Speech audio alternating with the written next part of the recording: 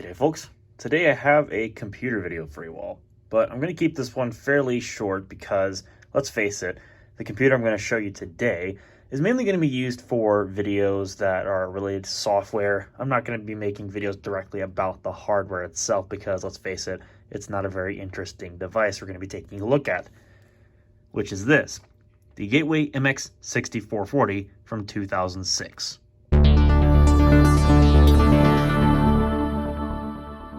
As far as computers go, at least as far as what I own right now, this one is probably the least interesting. It's also probably one of the most worn that I actually own, aside from a particular Toshiba laptop that I'm not going to show on camera. It is fairly beat up. In my example, the lid, of course, this is at a time when manufacturers used to paint their PCs with silver paint, so go figure this one's all sorts of scratched up due to use. And it looks pretty awful. Let's not beat around the bush here. In fact, I'm actually kind of surprised that the Gateway cow cube is still actually in the screen. And the palm rests are also painted with silver paint, and they look hideous because all the paint's wore off, revealing all the bare gray plastic underneath, and otherwise leaving horrible spots in the palm rest. And I'm not sure if I'm going to repaint this. I doubt I'm going to do that. This is just not worth doing anything to, other than getting my last little bits of its use out of it and then recycling it. Of course, even the left mouse button has some wear. Surprisingly, the touchpad isn't completely worn smooth. It does have a shiny spot in the middle of it, so it has been used. It's more or less the keyboard that was used. In fact, all the commonly used keys, mainly the home row, A, S, D, F, H, and J particularly, even K, are all pretty much like worn smooth. Same thing with the space bar, E, T, R, Y, U, maybe a little bit on I. So this keyboard definitely has seen some love, but that's to be expected. And even the backspace key, that's a pretty given. I'm actually kind of surprised that the escape key is not worn completely smooth given what this was being used for. But anyways, enough about this particular machine and its flaws of use, or its previously given, worn, or wear, whatever. I can't English as per usual in any of my videos, so let's take a quick look at the ports.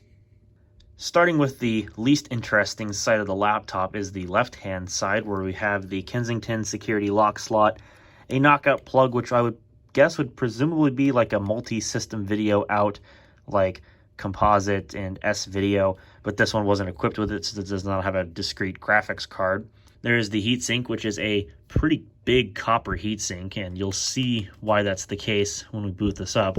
There's the optical drive, which is actually a DVD-RW drive, which is pretty decent for 2006, especially in a laptop like this. And on the front, if I'm gentle with this, we have two indicator LEDs for your battery status and your power. We also have your microphone and headphone jacks, as well as your speakers. And apparently this has some broken clips where the worn out bits of the palm rest are, so that doesn't exactly stay shut anymore, but I'm not surprised. The right hand side is where most of the I/O of the computer resides. So starting with the bottom half of the laptop, we have the PCM-CIA card bus slot and a clip on the display, which is also, I guess, not wanting to pop back into place, whatever. We have an IEEE 1394 port here, or otherwise known as FireWire. This also is the 4-pin type, not the powered 6-pin type like Apple provided on their MacBooks, specifically like the MacBook Pro and the white MacBooks, I believe, did not have that, but you get my point. SD card slot, we have a couple of USB ports. This one has a little bit of a broken insulator piece, but it still works just fine. We have Ethernet, a modem, and even 2 more USB ports. So this has a total of 4 USB ports, and they're all on this side. They're all USB 2, so not too shabby of a configuration. And finally, to sum off everything on the rear of the machine, we have the charger hole, we have the battery, and the lone VGA video output.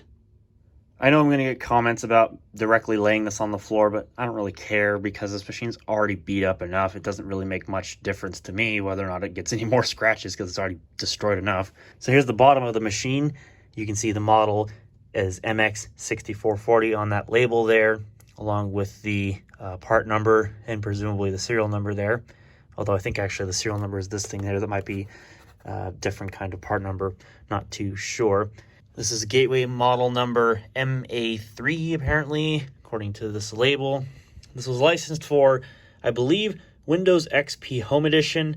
If not, it was licensed for Windows XP Media Center Edition 2005, which is what's currently installed. It's actually the same software image that I used with my Gateway GT4024, just so I have something to install for the video.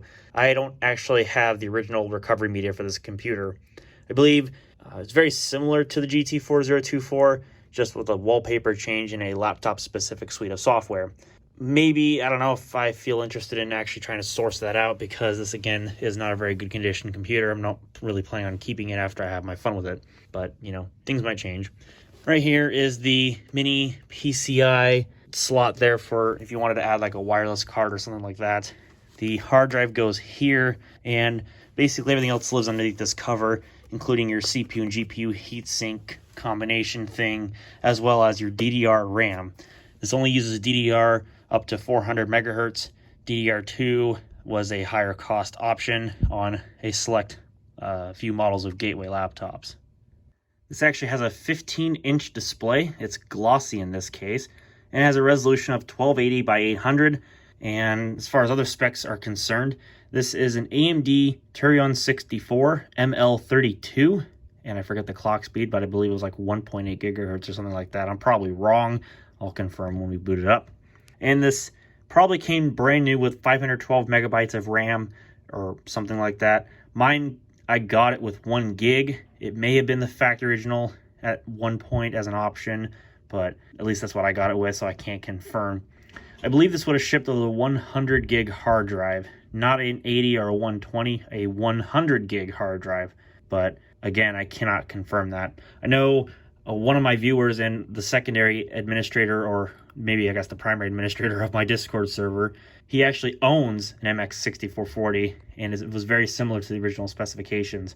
So I guess refer to him if you want to know the original. I'm not very good with that sort of stuff. Anyways, this has the ATI Radeon Express 200M, basically an iGPU. It uses up to 128 megs of the system memory for the video RAM, so it's not very powerful. So it's barely Windows Aero capable in this regard. This may have been marketed as a Windows Vista capable PC. This was around that time when they were doing that, about 2006. So it would not surprise me if that sticker actually lived on the palm rest of this computer.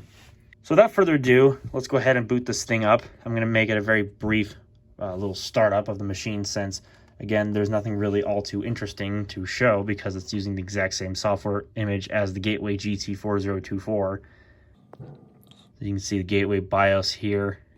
I do have a slightly newer Gateway, and it actually has a mouse-controlled little setup screen sort of job, but that machine has its own set of issues like liquid damage.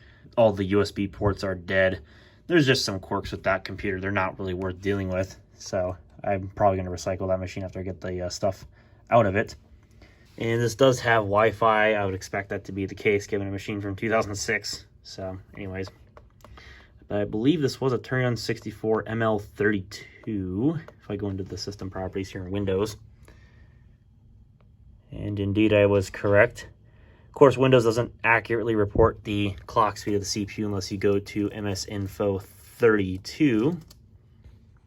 So we'll load that up real quick. I believe this would have shipped with Service Pack 2 of Windows XP, because of course it would have. This is a 1.8 gigahertz CPU, as I thought. Okay, cool. So, yep, if you've seen my video on the Gateway GT4024 and its software package, then this ought to look fairly identical to you. And there's also a bit of a teaser for an upcoming video if you all are interested in watching that. So stay tuned. That is probably bound to happen eventually if I don't accidentally format the hard drive and do Linux or something like that. But yeah, there's not really much to show about this machine. Like I mentioned again, if you've seen the GT4024 video, you'll have seen the software. So yeah, that's about it for this machine. Honestly, there's not too much to show. Even if I did have a different operating system, it probably wouldn't have been too exciting unless I actually had something to show on the machine. Like, I don't know, game or whatever. So, that's going to conclude this very short overview video of the Gateway MX6440. since I don't really think the hardware is too interesting. This is mainly be used for maybe Linux videos, Windows videos, that sort of thing. Being that it's from 2006, but it's basically using hardware from like 05, I think. If I had a bit of a safe bet, it could be 2006 era hardware. It's close enough as it is anyway. I'd imagine this is not very good for Windows Vista betas, the post-reset ones, but maybe it could be used for some of that sort of stuff. Although I might substitute a Dell Latitude D610 in that place. We'll have to see how that goes. Maybe if I get Windows Aero working, that could be something interesting to take a look at, but I digress. So with that having been said, that's it for this video. I appreciate you all coming to watch, and I'll see you all in the next one.